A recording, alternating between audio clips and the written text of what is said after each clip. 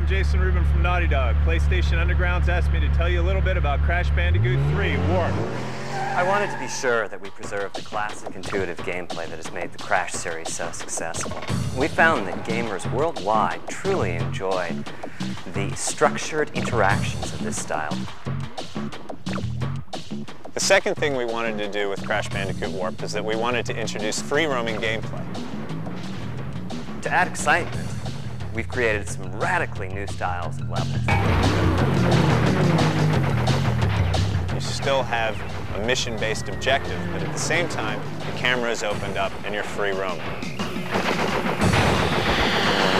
In addition, we wanted to broaden the replay value of the game so that players got more for their money, they got more bang for the buck. We added a time trial mode, but now they can race against the clock, they can compete against their friends, their brothers, their sisters, and they can put up scores with their names in it to show exactly how well they've done.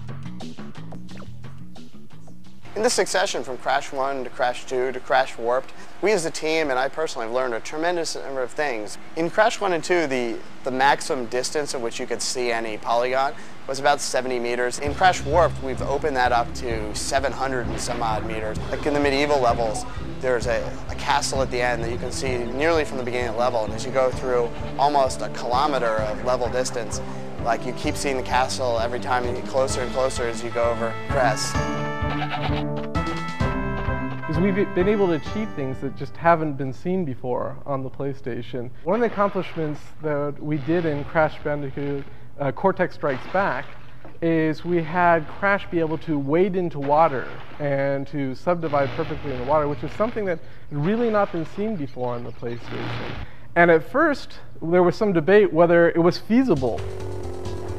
Now we've gone another step in Crash Bandicoot Warp, we have entire rounds where everything is floating in the water. We have environment mapping against waves, and the waves are moving in a very realistic ocean pattern, but you can see the reflections of the world in the waves, which gives a very, very realistic effect. I think most people, including ourselves, until this project thought it was not possible to pull off that many things, that much subdivision in a level, that you just would not have the speed to do something like that. I think the way we pulled it off was with perseverance and with trying things and just keep working at it and working at it and working at it until we were able to get within the frame rate that we wanted. We've learned a tremendous amount about gameplay. Making a new mechanic and trying to make it play well and work with Jason's animation for the character, because it all has to integrate together. Crash is like driving along on the motorcycle and he turns, he's got to bring the motorcycle down, put his knee on the ground like the way a real motorcycle rider does. And so there's a real interaction between the gameplay programming, controlling the feel of that motorcycle, and the animation. And that's probably one of the most important programming things. If the game doesn't feel good, if it's clunky, then it's not fun. When we approach a level, this is an example, this is Arabian level M. It's basically somewhere about 2/3 of the way into the game. We think in terms of the player's abilities at that point, and we also think in terms of the character's abilities. One of the things we wanted to do was bounce on tarps, because bouncing is a fun mechanic. Kids love to bounce on beds, and it's just always fun to do. We decided to do something that hadn't been done before. In Crash 2, all the enemies on the hang section you had to avoid. You couldn't specifically attack any particular enemy, and in this game, Crash will actually get to fight enemies while hanging. Our biggest challenge has been how to add more depth and excitement. I've always been proud of how Crash's moves need to be used in combination. The new moves, of course, are great. Well, we've got a bunch of power-ups that you gain across the game as you play. And what's really nice about that is basically the character grows as you're playing. Crash Warped has combinations like the slide, double jump, death tornado, which add greatly to the depth of the gameplay. At first, they'll just jump on an enemy, but after they get good at the combo, now they'll slide, jump, jump, and hover and come down on them at a much more aggressive style. The deaths are an important part of this game. What we learned in 2 is that people, if they die and there's something funny that happens at the end of it, it sort of softens the blow of taking a hit.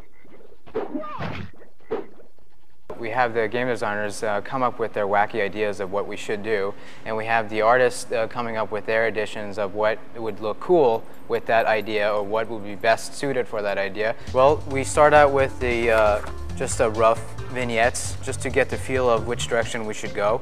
And then once we see that we're in the right environment, so we go straight to the line art. And the line art is a more finished artwork that leads eventually to being a color key, which has the actual palette of that level. So that way we can take different elements of the warped background and go to the computer and start modeling and start making textures and start applying lighting and coloring and things like that. Or I can also do a lot of palette shifts.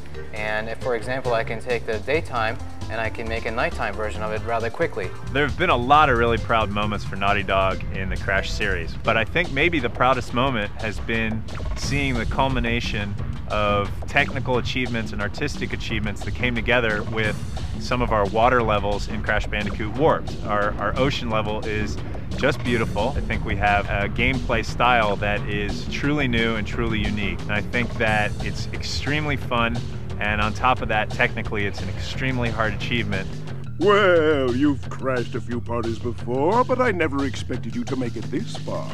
Now I have to lay down a challenge to the PlayStation Underground viewers. I've heard that you're some of the best video game players, some of the best PlayStation players out there.